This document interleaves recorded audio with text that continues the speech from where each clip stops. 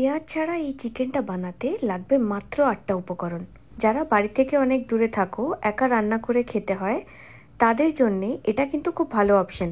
কারণ ভাত রুটি দুটো দিয়েই খাওয়া যেতে পারে। ডিনারের জন্য এই পেপার চিকেন কিভাবে বানাবো চলো দেখে নিই।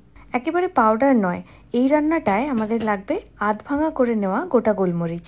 এবার চিকেনটা ম্যারিনেট করতে প্রথমেই 1 চামচ টক দই, সামান্য নুন আর মরিচ গুঁড়ো দিয়ে ম্যারিনেট করে রাখবো 10 মিনিট মতন। এই 10 মিনিটের মধ্যে অন্য সব কিছু রেডি করে নেওয়া যাক। একটা হ্যান্ড চপারের মধ্যে আমি রসুন, আদা আর কাঁচা লঙ্কা একদম ফ্রেশ চপ করে নেব। এখানে আমি রান্নায় অলিভ অয়েল ব্যবহার করেছি, তবে সাদা তেলেও করা যেতে পারে। তেল গরম হয়ে গেলে চপ করে রাখা রসুন, আদা, কাঁচা লঙ্কাটা ভালো করে ভেজে নিয়ে দিয়ে দেবো চিকেনটা। মাংস দিয়ে 5-7 মিনিট ভেজে নিয়ে দিয়ে দেবো পরিমাণ মতো নুন। মাংসটা মশলার সাথে বেশ অনেকক্ষণ ধরে ভাজা হতে দেবো। 10-15 মিনিট পর দিয়ে দেবো টক দই আর হাফ কাপ মতন জল। 10-15 মিনিটের জন্য সেদ্ধ হতে দিয়ে একটা বাটিতে হাফ চামচ কর্নফ্লাওয়ার সামান্য জলে গুলে রেখে দেবো। এরপর কড়ার ঢাকা খুলে দিয়ে দেবো কর্নফ্লাওয়ার স্লারি আর সেই আধ ভাঙা করে নেওয়া গোলমরিচ। একদম শেষে উপর থেকে সামান্য লেবুর রস দিয়ে নামিয়ে নেব।